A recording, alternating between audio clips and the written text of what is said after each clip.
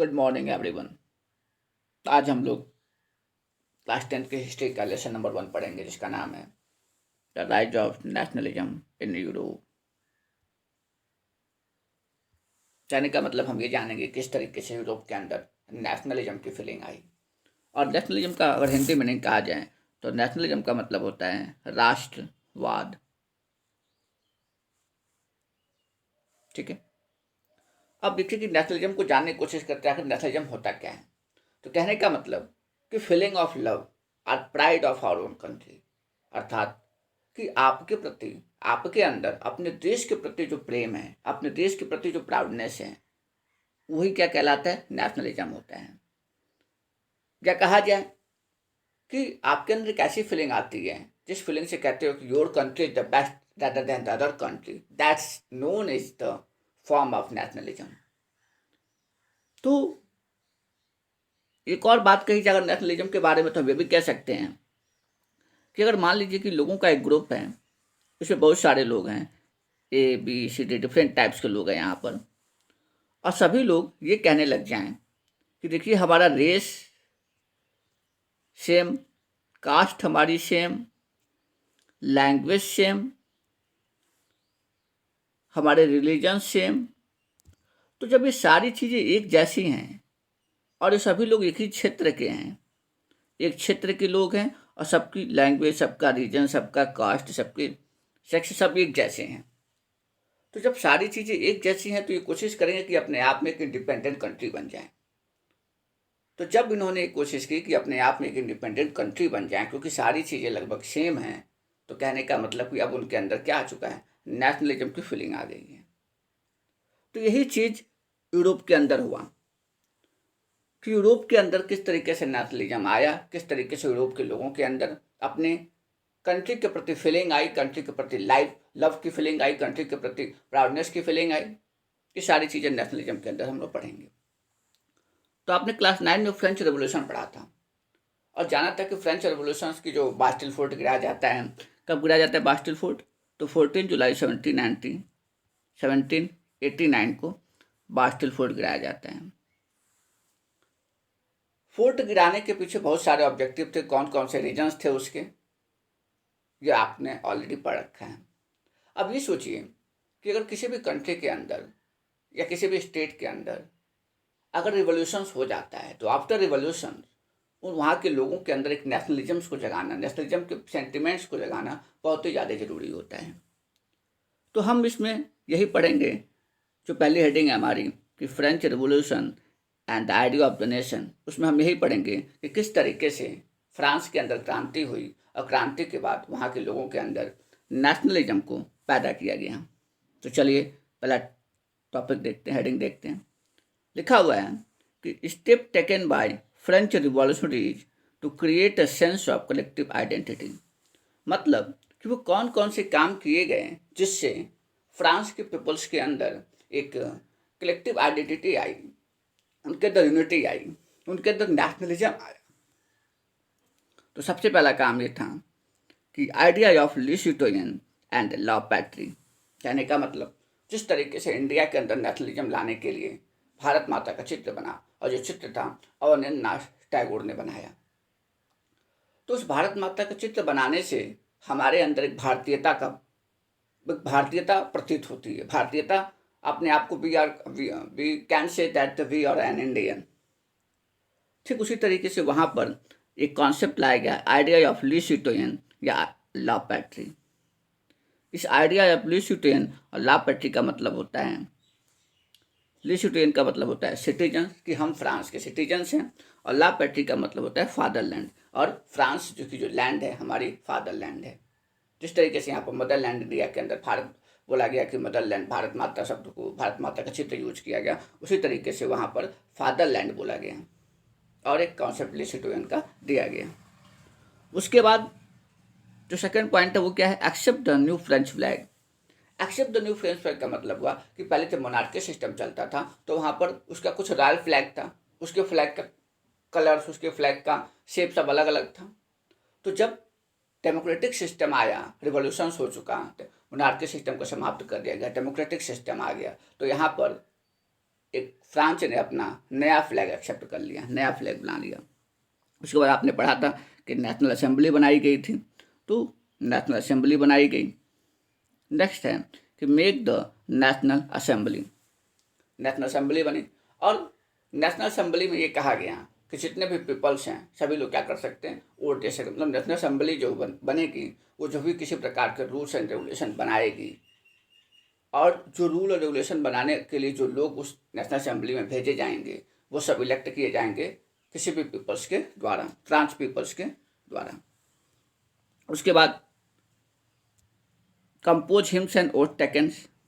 Compose hymns and oath taken का मतलब हुआ कि जिस तरीके से इंडिया के अंदर जब बंगाल का विभाजन हुआ तो बंगाल के विभाजन के टाइम वंदे मातरम लिखा गया, जनगण मनगढ़ लिखा गया।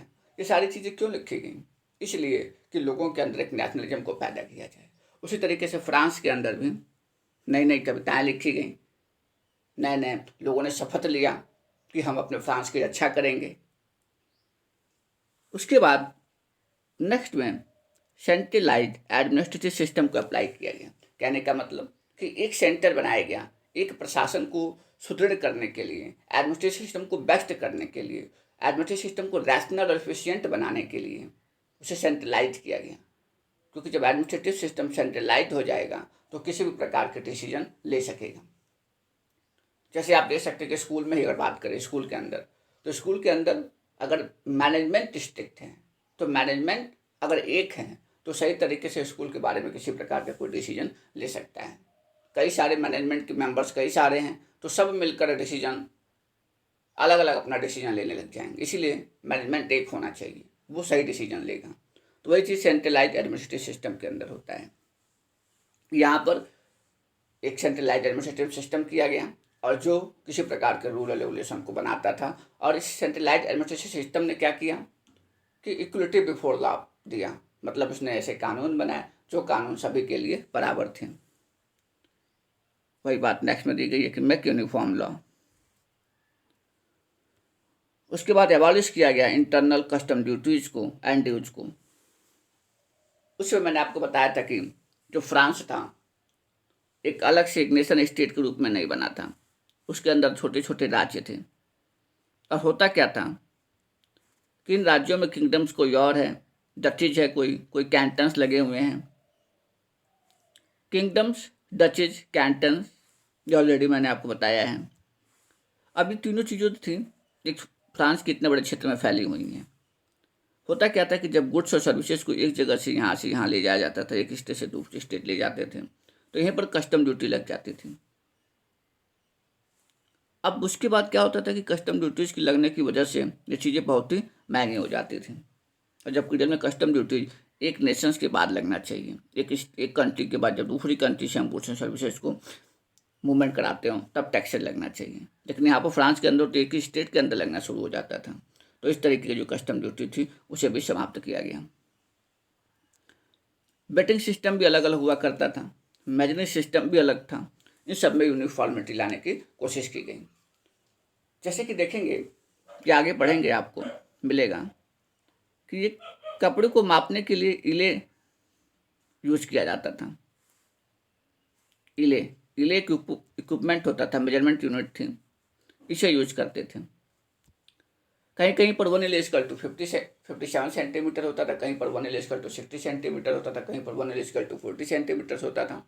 तो अलग अलग यूनिट्स हुआ करती थी। जब अलग अलग यूनिट होगी इसी तरीके से वेटिंग सिस्टम भी अलग अलग था। जैसे आप कल गाँव में देखते होंगे कि कहीं पर छोटा सा पत्थर लेकर कोई साइकिल पे सामान बेचते आता था तो छोटा पत्थर लेके चला आया, वो कहता है भैया ये 5 किलो का है या 1 किलो का है। उस तरीके से मतलब अलग अलग वेटिंग सिस्टम थे फ्रांस के अंदर, या कह सकते पूरे यूरोप के अंदर अलग अलग वेटिंग सिस्टम था। तो जब आफ्टर द फ्रेंच रेवोल्यूशन हम लोगों ने क्या किया, अभी मेक द, या कह सकते हैं कि फ्रांस की सोसाइटी ने एक यूनिफॉर्मिटी लाने की कोशिश की वेटिंग सिस्टम और मेजरिंग सिस्टम के अंदर। फिर बात वही आती है कि अगर एक स्टेट है, एक कंट्री, और उस कंट्री के अंदर कई सारे स्टेट, तो इनकी लैंग्वेज भी अलग अलग थी। और जब लैंग्वेज अलग अलग थी तो आपस में कम्युनिकेशन अच्छा नहीं हो पाता था। इसीलिए प्रयास किया गया कि फ्रेंच को एक कॉमन लैंग्वेज बनाया जाए। तो फ्रेंच को कॉमन लैंग्वेज बनाया गया। तो इस तरीके से इतने सारे प्रोसेस को, इतने सारे तरीके थे, इतने सारे मेथड थे, जिससे फ्रांस के अंदर एक सेंस ऑफ कलेक्टिव आइडेंटिटी, या कह सकते हैं कि फ्रांस के अंदर नेशनलिज्म को पैदा करने के लिए इतने सारे काम किए गए। इसी में अगर दूसरी बात करें तो जो नेक्स्ट हेडिंग है हमारा सिविल कोड ऑफ 1804, या कह सकते हैं नेपोलियनिक कोड। फ्रांस के अंदर आपने क्लास 9 में पढ़ा था कि नेपोलियंस के बारे में कुछ जानकारी ली थी। तो नेपोलियन जो था, जो फ्रांस की आर्मी का ही एक मेंबर्स था, फ्रांस की आर्मी का एक सोल्जर था, लेकिन बाद में नेपोलियन 1799 में फ्रांस का डिक्टेटर बन जाता है। और जैसे ही डिक्टेटर बनता है, नेपोलियन को ये बात पता होती है कि अगर हम फ्रांस में राज करना है तो हमें क्या करना होगा कि यहाँ पर जो एडमिनिस्ट्रेटिव सिस्टम है, यहाँ का जो एडमिनिस्ट्रेटिव सिस्टम है, उस सिस्टम को हमें बहुत ही ज़्यादा रैशनल और इफ़िशियंट बनाना होगा। और एडमिनिस्ट्रेटिव सिस्टम को रैशनल और इफ़िशियंट बनाने के लिए ही नेपोलियन 1804 में एक कोड लेकर आता है, जिसे बोला गया नेपोलियनिक कोड या सिविल कोड। इसमें बहुत सारी चेंजिंग करते हैं। जैसे कौन कौन सी चीज़ें अप्लाई करता है फ्रांस के अंदर, वो कहता है कि अप्लाई इक्वलिटी बिफोर लॉ, सभी के लिए कानून क्या होगा, बराबर होगा। यह नियम लेकर आता है। और चाहे स्टेट, फ्रांस में आपने पढ़ा था कि स्टेट 1 2 2 3 थी, इन सारे स्टेट में सभी के लिए कानून क्या होगा, बराबर होगा। ऐसा नियम लेकर वो आता है। नेपोलियन आया, नेपोलियन ने क्या किया, आते ही एबॉलिश कर दिया, बहुत सी चीज़ों को हटाया। जैसे कौन कौन सी, feudal system, system of privilege by birth and guild restriction. Feudal system का मतलब, कहने का मतलब कि अगर एक कोई अमीर व्यक्ति है, जो स्टेज सेकंड थी, आपने पढ़ा था कि स्टेज सेकंड के अंदर जो रॉयल फैमिली के लोग आते थे, नोबिलिटी आते थे, तो उनके पास लैंड बहुत ज़्यादा होती थी। वो क्या करते थे कि जो पेशेंट होते थे उनको लैंड दे दिया। जब लैंड देते तो उसके बदले में उनसे काम करवाते थे। उनको कहते थे कि आप सर्विसेज दीजिए, किसी प्रकार का उनसे सर्विसेज करवाते थे, उनसे किसी प्रकार कोई अपने घरों में काम करवाते थे। उन्हें एज ए मजदूर अपने घर में काम करवाते, खेतों में तो काम करते ही थे, क्योंकि उन्होंने ज़मीन दी थी, लैंड लॉर्ड्स ने उनको लैंड दी थी, तो उस लैंड पर किसान खेती करता था, बट उसके बदले में उसे कुछ सर्विस उस लैंड लॉर्ड के यहाँ देनी पड़ती थी। तो ऐसा सिस्टम था। ये सिस्टम फ्यूडल्स कहा जाता है। फ्यूडल सिस्टम से also known as the feudalism, इसी को सामंतवाद बोलते हैं। तो इस प्रथा को समाप्त किया। उसके बाद system of privilege by birth. उस समय ऐसा था कि जो कहा जाता था कि नोबिलिटी में जो पैदा हुआ है, जो रॉयल फैमिली में पैदा हुआ, तो उसके पास उसके पूरे अधिकार थे। मतलब वो जन्म से उसका अधिकार मिला, जन्म से अमीर है तो हमेशा अमीर रहेगा। ऐसी जो कॉन्सेप्ट था प्रिविलेज बाय बर्थ जो था, उसे समाप्त किया। उसके बाद गिल्ड रिस्ट्रिक्शन। गिल्ड रिस्ट्रिक्शन का मतलब होता है कि जैसे मान लीजिए एक व्यापारियों का समूह बना, और यहाँ पे बहुत सारे व्यापारी हैं। दूसरे स्टेट में व्यापारियों का समूह बना, वहाँ पर बहुत सारे व्यापारी हैं। तो जो व्यापारियों का ग्रुप है, ये व्यापार करने के लिए आसानी से हम लोग व्यापार कर लें, इसलिए ग्रुप बना था। तो पहले क्या था कि ये रिस्ट्रिक्शंस लगा दिया गया कि व्यापारियों का समूह किसी दूसरे राज्य के व्यापारियों के समूह से व्यापार नहीं करेगा। ऐसा रिस्ट्रिक्शन लगा दिया। जो सिस्टम था, जो ऑर्गेनाइजेशन था, इसी को गिल्ड बोलते हैं।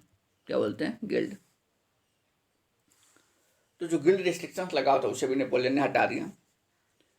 अब नेपोलियन जब इतनी सारी चीज़ें कर दिया, उसने फ्यूडल सिस्टम को समाप्त किया, उसने प्रिविलेज बाय बर्थ को समाप्त किया, उसने गिल्ड रिस्ट्रिक्शन को समाप्त किया। कहने का मतलब नेपोलियन ने ये कोशिश की कि व्यापार सुगम हो जाए, व्यापार आसान हो जाए। तो व्यापार आसान हो तो इतनी सारी टैक्सेस तो हटाया, लेकिन इसके साथ साथ उसने एक और काम कर दिया, ट्रांसपोर्ट और कम्युनिकेशन को भी बेस्ट कर दिया। क्योंकि गुड्स एंड सर्विसेज तभी एक जगह से दूसरी जगह पर जाएंगे जब ट्रांसपोर्ट अच्छा होगा। इसके साथ साथ नेपोलियन ने क्या किया, किसानों को भी बहुत सी चीज़ें आज़ादी दे दी। जैसे जो पेशेंट थे उनको सर्फडम से फ्री कर दिया, उनको जो है मैनुअल ड्यूज से फ्री कर दिया। सर्फडम का मतलब जो स्लैब सिस्टम होता था, जो दास के रूप में उन्हें काम करना पड़ता था, उसे उसने समाप्त कर दिया। उसके बाद मैनुअल ड्यूज का मतलब होता है कि अगर किसी प्रकार का, मैनुअल ड्यूज का मतलब है कि एक ऐसा ड्यूज था, जैसे मान लीजिए कि एक फ्रेंच सोसाइटी में नोबिलिटी के रहने के लिए घर बना हुआ है, ठीक है, जिसे मैनोर्स बोलते थे हम लोग। बड़ी बड़ी हवेलियाँ जो होती है उसे मैनोर से बोला जाता है। उसे मैनोर से एक वर्ड आया, मैनुअल ड्यूज। तो बड़ी बड़ी हवेली और उसमें जो किसान जो छोटे वर्कर्स थे उनको भी काम करने छोटे छोटे घर बना दिए गए हैं, ठीक है। तो अपने सर्विसेज तो देने ही है, आप उसके घर में रह रहे हो तो कुछ पैसा भी देना पड़ेगा, किराए के रूप में उसे देना पड़ेगा। तो वही क्या होता है, मैनुअल ड्यूज हुआ करता था, तो उसे भी क्या कर दिया गया, समाप्त कर दिया गया।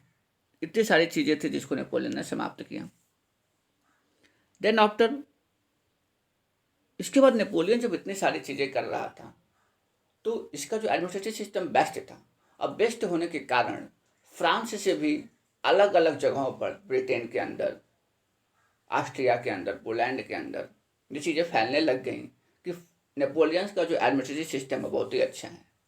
तो हर जगह, हर कंट्री के लोग जो नेपोलियन को कहते थे कि नेपोलियन को समझिए एक तौर से हरबिंगस ऑफ लिबर्टी कहा जाने लगा, क्योंकि नेपोलियन आएगा तो फ्रीडम लेकर आएगा, स्वतंत्रता का अग्रदूत उसे बोला जाने लगा। तो नेपोलियन कहीं भी जाएगा तो उसे हरबिंगस ऑफ लिबर्टी बोला गया, क्योंकि लोग सोचते थे कि नेपोलियन आएगा तो मोनार्की सिस्टम को ख़त्म कर देगा और एडमिनिस्ट्रेटिव सिस्टम को अच्छा कर देगा। तो नेपोलियन हर जगह, हर कंट्री पर अटैक करना शुरू कर दिया। लेकिन अब आप खुद सोचिए कि जब इतनी सारी चीज़ें वो करेगा, इतने सारे टैक्सेस को हटा दिया, फ्यूडल सिस्टम को समाप्त कर दिया, प्रिविलेज बाई बर्थ को दूर कर दिया, उसने सर्फडम और मैनुअल ड्यूज को समाप्त कर दिया, तो उसको आर्मी चाहिए, दूसरी कंट्री पर अटैक करने के लिए आर्मी चाहिए, तो उस आर्मी के रख रखाव की व्यवस्था करनी पड़ेगी। अब उसको रख रखाव की व्यवस्था करने के लिए उसने क्या किया, टैक्सेशंस बढ़ा दिया। तो जो टैक्सेशंस बढ़ाया, ये उसकी कहते हैं कि सिविल कोड की डिमेरिट्स हैं, क्रिटिजिम्स है, उसकी आलोचना है, उसकी कमियां हैं, डिमेरिट्स कह सकते हैं कि जो सिविल कोड था उसमें यही डिमेरिट था कि टैक्सेशन को इंक्रीज कर दिया। अब टैक्सेशन को जैसे इंक्रीज किया तो इसका प्रेशर किसके ऊपर पड़ेगा, आम आदमी के ऊपर, जिसे मैंगो पीपल्स बोलते हैं, उनके ऊपर इफेक्ट पड़ा। जब उनके ऊपर प्रभाव पड़ा तो उन लोगों ने सोचा कि अब नेपोलियन गलत कर रहा है। अब लोग नेपोलियन के प्रति हॉस्टाइल्स हो गए, भड़क गए कि नेपोलियन को अब समाप्त करना है। इसके साथ साथ नेपोलियन ने क्या किया कि कंट्रोल ऑन पॉलिटिकल फ्रीडम, जो राजनीतिक रूप से उन्हें फ्रीडम मिला था लोगों को, अब पॉलिटिकल फ्रीडम कैसे मिला था, तो आप याद कीजिए कि जैकोबिन क्लब था, फिर नेशनल असेंबली थी, उसकी कुछ कहानी थी। जैसे नेशनल असेंबली जब बनी थी तो नेशनल असेंबली ने ये कहा था कि केवल वे लोग वोट दे सकते हैं, नेशनल असेंबली के अंदर जो भी मेंबर्स आएंगे उन मेंबर्स को वही लोग वोट दे सकते हैं जिनके पास क्या हो, जो रिच हो, जिनके पास संपत्ति ज़्यादा हो। लेकिन जब जैकोबिन क्लब आया तो उसने कहा कि नहीं, सबको वोटिंग का अधिकार है। लेकिन फिर जब नेपोलियन आता है, डिक्टेटर बनता है, तो वो कहता है कि नहीं, वोटिंग का अधिकार जो है सिर्फ कुछ लोगों को, कुछ अमीर लोगों को ही उसने वोटिंग का अधिकार दिया। अर्थात कहने का मतलब कि जो पॉलिटिकल फ्रीडम था उसको उसने रोक दिया। अब जब नेपोलियन ने इतनी सारी चीज़ें की, फिर नेपोलियन ने क्या करता है कि नेपोलियन जो है सेंसरशिप को लगा देता है। सेंसरशिप का मतलब कि नेपोलियन ये कहता है कि जब इस तरीके से मैं अपने क्षेत्र को बढ़ाना जा रहा हूँ, जो फ्रेंच का है, जो फ्रेंच की बाउंड्री है उसको एक्सपेंड करता चला जा रहा हूँ, तो लोग मेरा विरोध भी करेंगे। अब विरोध करेंगे तो विरोध करने के लिए कुछ माध्यम चाहिए, पत्रों के माध्यम से, लेटर्स के माध्यम से, मैगजीन के माध्यम से, पेपर के माध्यम से, इसी से विरोध करेंगे। तो लोगों के अंदर एक पैशन जाएगा, लोगों के अंदर सेंटिमेंट पैदा होगा कि हाँ, नेपोलियन वास्तव में गलत कर रहा है। तो ऐसा ना हो, ये चीज़ पैदा ही ना हो, ठीक है। तो उसने सेंसरशिप लगा दिया कि बिना उसकी अनुमति के प्रिंटिंग पेपर में या प्रेस के अंदर कुछ भी छप नहीं सकता था।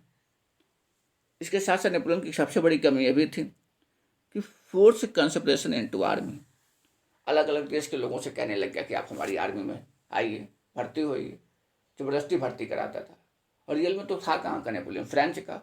तो उसके अंदर जो कहते हैं कि नेशनलिज्म पैदा भी होगा तो फ्रेंच का होगा, लड़ना फ्रेंच के लिए, बाउंड्री एक्सपेंड होगी फ्रेंच की, तो ऑस्ट्रिया की उसमें पार्टिसिपेंस करेगा।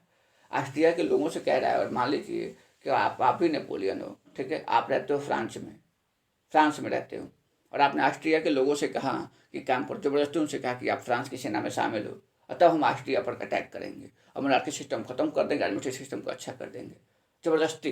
तो क्या ऑस्ट्रिया के लोग आएंगे? नहीं आएंगे। तो ये भी उसकी कमी थी। तो कहने का मतलब कि नेपोलियन ने जो कंट्रोल किया पॉलिटिकल फ्रीडम को, टैक्सेशन को जो इंक्रीज किया, सेंसरशिप जो लगाया, अब फोर्स कंस्पिरेशन इनटू आर्मी किया, ये सारी चीज़ें क्रिटिज्म्स हैं नेपोलियन कोड की। तो इस तरीके से मेरा जो पहला टॉपिक था आज का हम लोग का, French revolution and the idea of nation, समाप्त हुआ। Thank you.